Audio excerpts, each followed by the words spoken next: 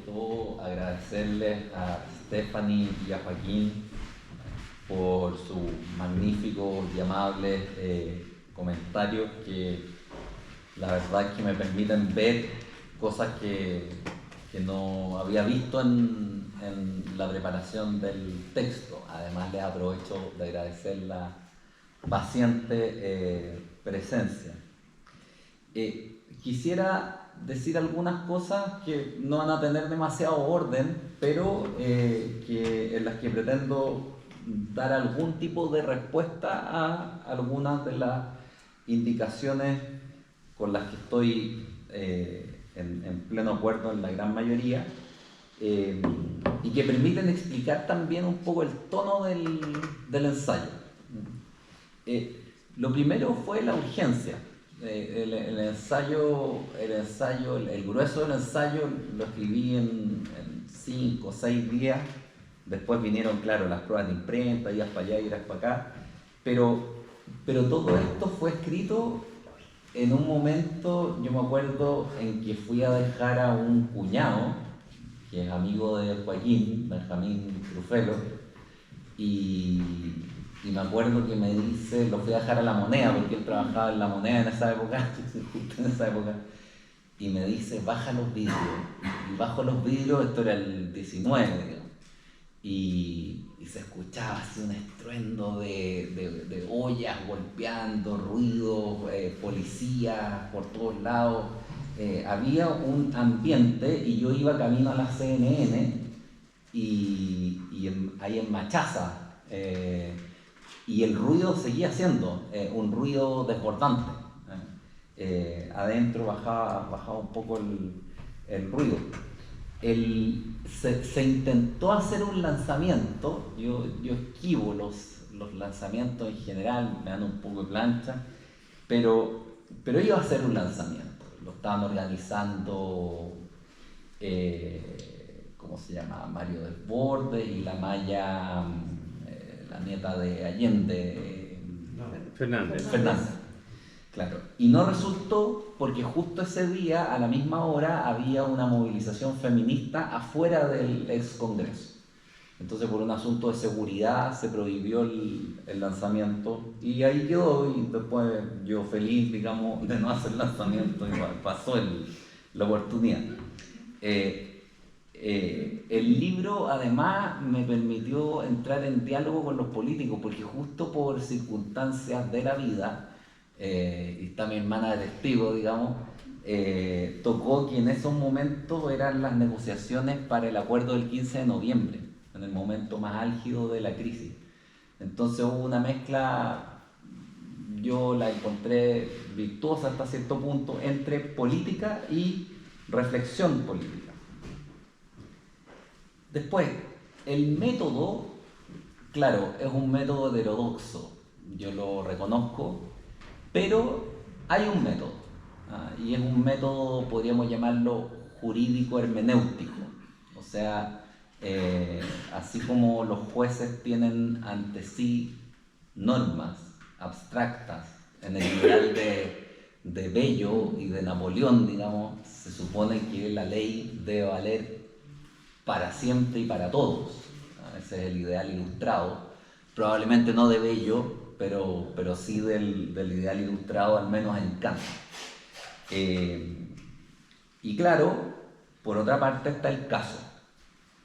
Y el caso, si en el derecho es un caso que es siempre novedoso, excepcional, que viene del futuro y para el cual las reglas del pasado no sirven siempre, en política el asunto se intensifica.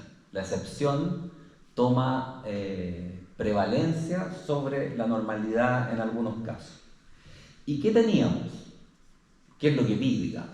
Que por una parte había élites, discursos, instituciones que estaban perdiendo legitimidad. Todos los estudios serios estaban mostrando una pérdida de legitimidad inveterada de las instituciones. Y al nivel de discursos políticos teníamos discursos muy abstractos. La derecha hace mucho tiempo, desde la dictadura y sobre todo de que mataron a Jaime Guzmán, que probablemente hubiera cambiado su discurso, se congeló en una interpretación economicista de la política, como como si se dijera, están bien las variantes económicas, bueno, todo lo demás vendrá por añadidura. Alguien dijo lo demás es música, no quiero decir quién, pero no se pensaba en el problema fundamental de la política, que es producir legitimidad. Producir legitimidad, o sea, cercanía entre estos dos polos. Siempre son heterogéneos. El pueblo es concreto, es único, es insondable, es misterioso. No se sabe dónde está. Uno podría preguntar hoy día, ¿dónde está el pueblo? Y todos los esfuerzos liberales o institucionalistas, o como queramos llamarlo, van por el lado de domesticar al pueblo. Se lo llama ciudadanía, consumidores, electorado, pero el pueblo mismo se pierde de vista. Yo creo que ahí algo se pierde. ¿Por qué? ¿Por qué se pierde? Porque el pueblo no responde a reglas.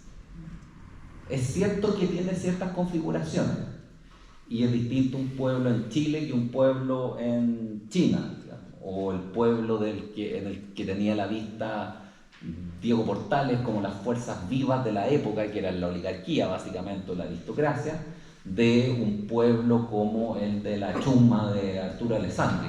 Son pueblos radicalmente distintos, y en ese sentido varía.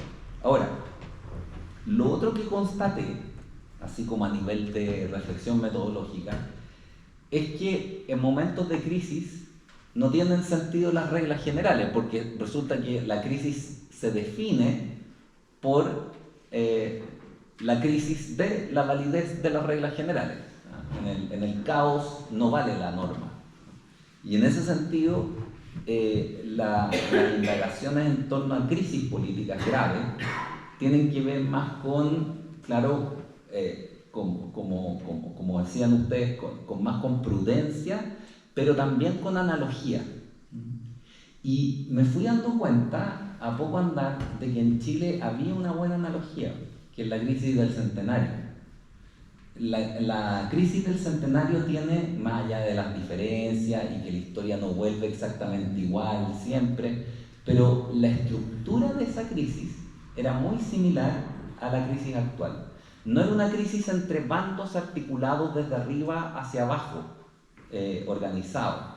Hay una escena de Palomita Blanca que yo siempre la repito, pero que aparece un comunista haciendo reflexiones, como memorizándose, digamos, textos de dialéctica, habrá sido Lenin o Marx, digamos, y de pronto ve a unos alessandristas pegando unos carteles al fondo y le pega una sarta de garabatos, así lo estampa garabatos. Bueno, eso muestra articulación desde las bases hasta las cúpulas. Y esas crisis pueden terminar usualmente terminan de manera más sangrienta, pero son más breves, porque basta que un bando se imponga sobre el otro. En cambio, la crisis actual tiene que ver con una estructura más bien vertical. Por un lado van las élites, las ideas, las instituciones, y por otro, el pueblo, o la ciudadanía, llamémosla aquí de una manera un poco vaga, que no se siente reconocido en las instituciones. Y entonces, en ese momento, cuando no se siente reconocido, la heterogeneidad siempre existe, pero cuando la heterogeneidad se intensifica, es el momento de la crisis.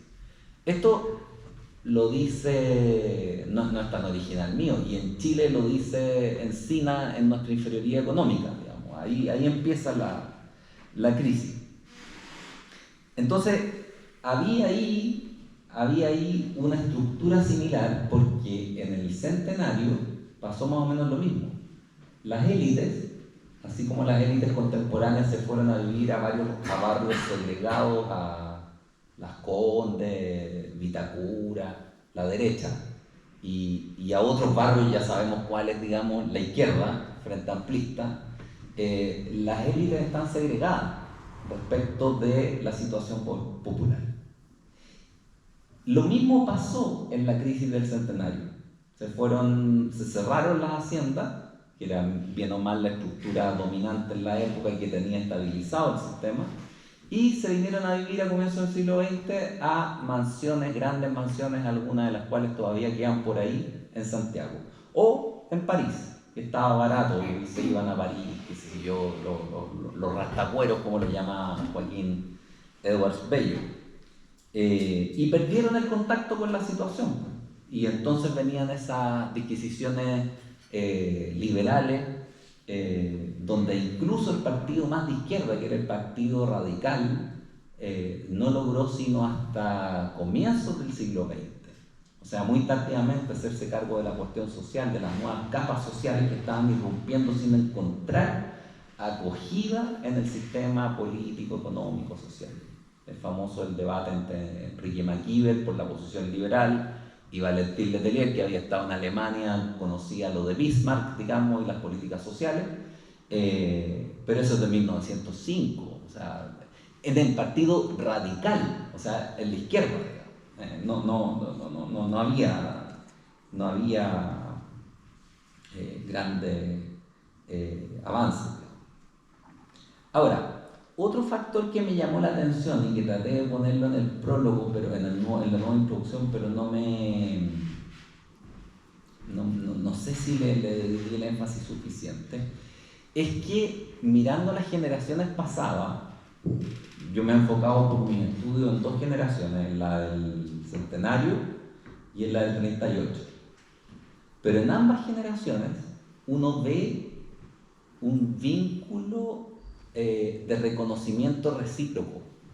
En esas generaciones, alguien de izquierda podía estar totalmente en desacuerdo con alguien de derecha, pero no estaban dispuestos a renunciar al diálogo.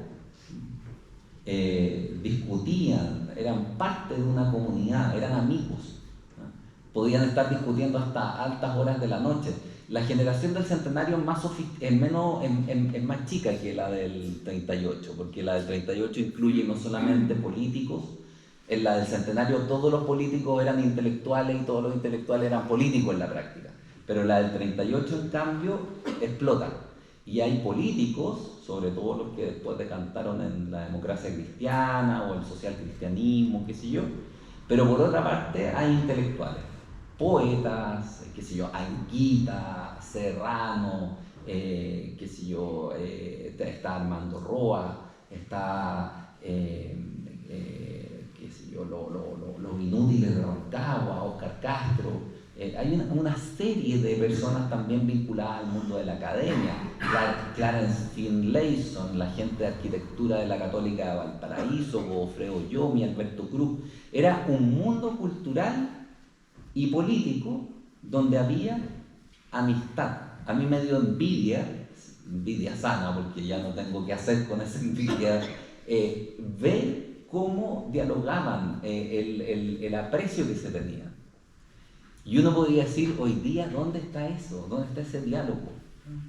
Y ahí, claro, me di cuenta de que nuestro diálogo, o no diálogo, está precedido por la hegemonía de discursos extrapolíticos, así uno podría llamarlo enfatizando.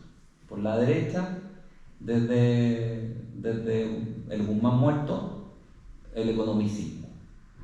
Y es traidor el que se aparte del canon de la síntesis chicago gremialista, como la llamó Jovino Noa. Y el de izquierda, ya desde hace 15 años por lo menos, o más, 20, prima un discurso altamente moralizante. Y está bien, en la política la economía es importante, en la política la moral es importante. Pero hay que ponerlas en perspectiva política, porque si no uno se vuelve fanático. El que se aparta del credo económico, el que se aparta del credo moral se transforma en traidor. Y así no se puede conversar porque el otro es denigrado de antemano. Entonces ahí creo que se produce un problema severo de convivencia. Y yo no sé, esa es mi pregunta, yo no sé dónde está esa, por eso me alegro de este tipo de diálogo. Yo no sé dónde está esa generación que de buena fe está dispuesta a escucharse, ¿no? Algo hay, pero algo también no hay. Y las máquinas de poder que uno de repente nota, incluso entre grupos de jóvenes que venían a renovar la política, dan para sospechar. Agradezco, ahora voy brevemente a comentar algunas de las indicaciones que hicieron Stephanie y Joaquín.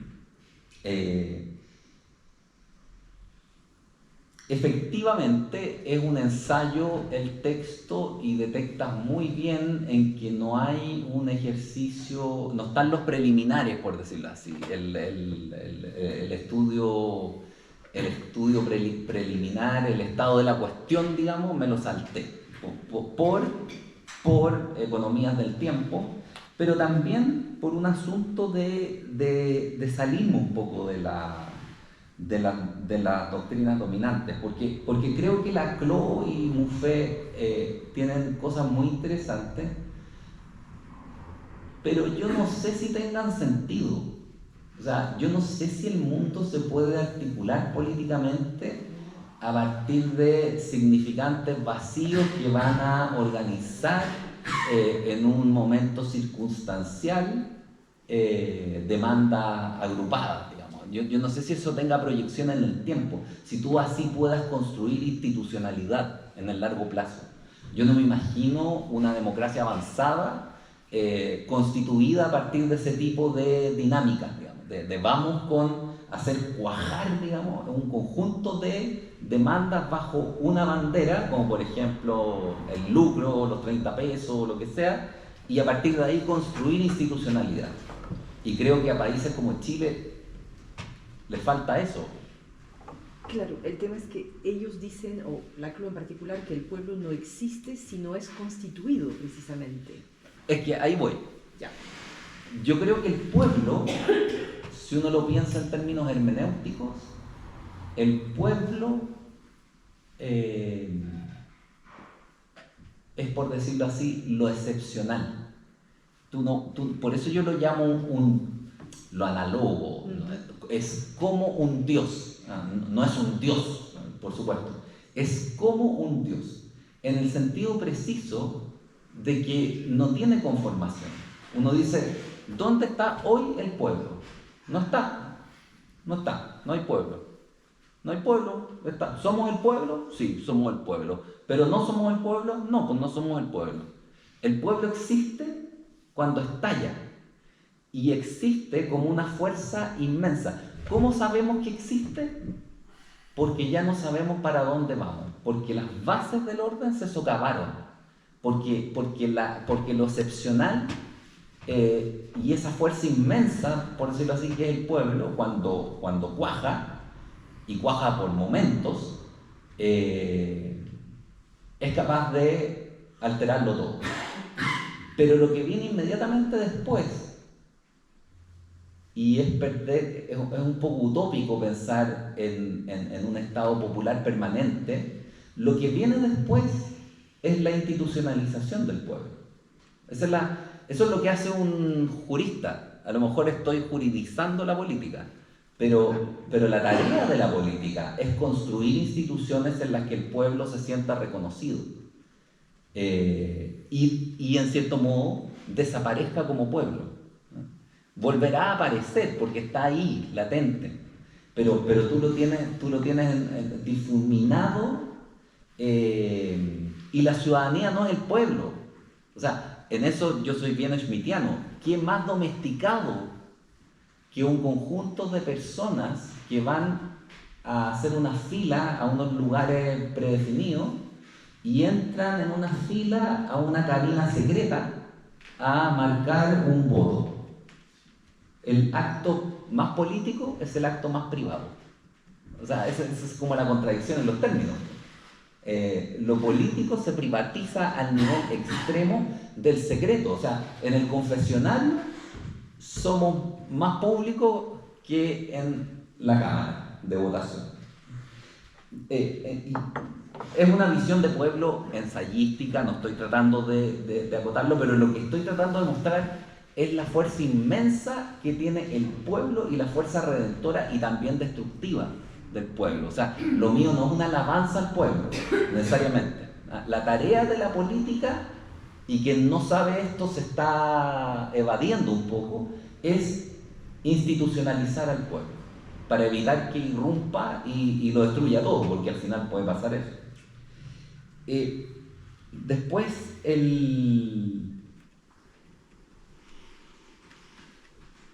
claro, en ese sentido, traté de caracterizar incluso con algo de vehemencia, y eso puede diciendo que daba lo mismo las caracterizaciones politológicas o sociológicas o qué sé yo, de cualquier tipo del pueblo.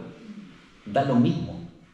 El pueblo existe cuando sea de donde sea, de la religión que sea, de los intereses económicos que sean, y la historia es más o menos testigo de esto, algo cuaja, una fuerza inmensa cuaja que es incontrolable y nos hace no saber para dónde vamos. Algunos días de noviembre uno no sabía para dónde iba esto, digamos, sobre todo antes del acuerdo del 15 de noviembre. Entonces, en ese sentido, trato de darle valor. Claro, en cierto sentido lo que dice Joaquín es pertinente. Es un ensayo poético en el sentido que se hace cargo de que la política también tiene que ver con procesos creativos. El pueblo es un dinamismo que puede ser destructivo, pero puede ser aprovechado como el material de la obra artística, ¿no? El buen político, los caudillos, en el caso de Alessandri e Ibáñez, o Portales, uno puede decir, fueron también, en cierto sentido, genios poéticos. Vieron fuerzas destructivas y las lograron encauzar, en cierto sentido. Voy a tener que ir más rápido porque me quedo lento y podría estar hablando de esto mucho tiempo. El republicanismo popular y telúrico. Ya, y la parte de lo telúrico. ¿Qué quiero decir con esto? Quiero decir que yo creo que gran parte de algo que no se ha estudiado, digamos, porque las élites son santiaguinas, salvo Katia Araujo, yo creo que ha dicho cosas importantes, pero que es el tema espacial en el conflicto. Uno puede organizarse para quemar hospitales. Bueno, ahora tristemente lo estamos viendo, digamos. Pero que nadie defienda los hospitales sería raro en Chile. Uno puede organizarse también para quemar el metro, pero que nadie haya defendido el metro, el símbolo del Santiago mesocrático, el orgullo de esta capital, de las pocas cosas admiradas por todos y que nadie lo haya defendido. Eso es raro. Y eso yo creo que tiene que ver con un hastío territorial.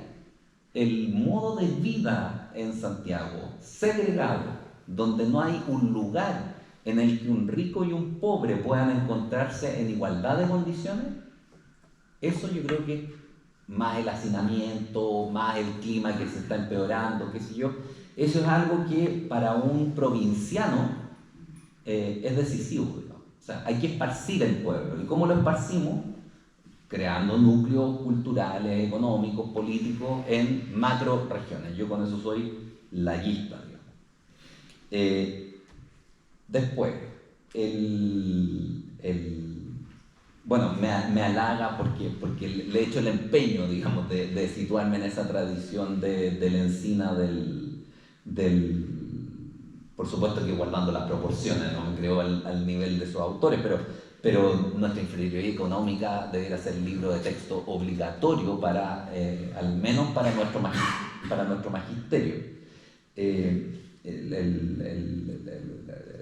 La idea de que las capacidades más esparcidas en Chile, más que entender a Goethe o a Schelling o a Schiller o a cualquier Coleridge o Blake, digamos, las capacidades más esparcidas en Chile son las capacidades de transformar la realidad y que de eso nadie se ha hecho cargo hasta hoy día de manera decisiva.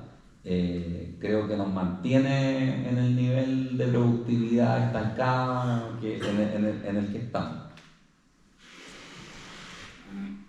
Ya, voy terminando. Perdón por la demora.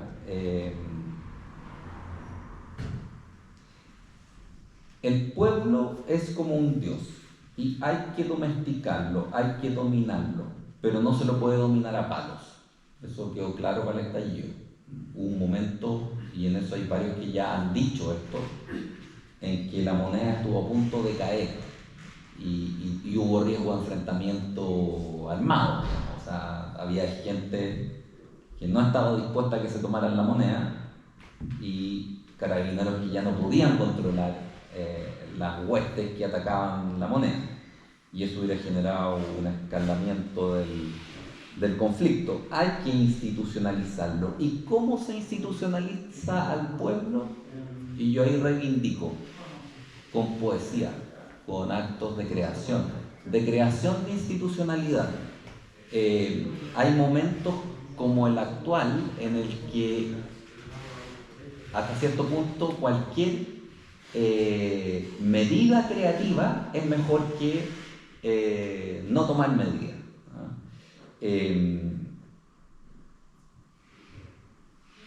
Respecto, lo último que voy a decir, de Kant, yo admiro su idea de sacarnos de lo que él llamaba el jesuitismo político, los imperativos de la astucia, esa política de camarilla que termina siendo de cocina y donde uno ya no puede simplemente esperar que se escuche al otro, sino que todo entra en un sistema de transacciones menores que él quiso fracasar el modelo parlamentarista europeo. Pero creo que el modelo kantiano también de diseñar nociones que valgan para siempre y para todos, como su concepto de derecho o su concepto de republicanismo, ¿tienen ventajas emancipatorias? Sí. O sea, entre el corazón de las tinieblas o la parte final de Apocalipsis Now y un sistema kantiano, yo me quedo con el sistema kantiano, por supuesto. Pero creo que Savigny, por poner en términos jurídicos la discusión, cuando discute, estemos pendientes del 23 de noviembre, Napoleón, la película, cuando discute con la idea codificadora de Napoleón, está abogando por esta cercanía que tiene que haber entre lo concreto y lo abstracto. O sea, mi opción por el ensayo nacional, podría decir, tiene que ver con eso, con que los ejercicios de articulación, los esfuerzos de interpretación de la situación nacional para lograr instituciones, pensamientos, élites comprometidas con el territorio y con la situación popular, esos esfuerzos tienen un valor que no se logra en las elucubraciones generales. Y Chile, por demasiado tiempo, Góngora diría que desde los 60, digamos, ha estado viviendo por estos discursos más bien abstractos, tan distintos de los pensamientos de las generaciones del centenario o del 38. Bueno, hasta aquí me quiero quedar. Les agradezco mucho porque me hacen llevarme además unas buenas páginas de anotaciones para darle vuelta a la tercera no. A lo que serían nuevas reflexiones, pero me da cuenta de un diálogo que además cuyo tono constructivo me alegra mucho. Hace falta, me carga ser pausero, pero hace falta tener encuentros en los cuales uno pueda conversar con personas con las que siente distinto, piensa distinto, viene de mundos distintos, pero puede conversar. Es algo que está en cuestión todavía en Chile. Muchas gracias.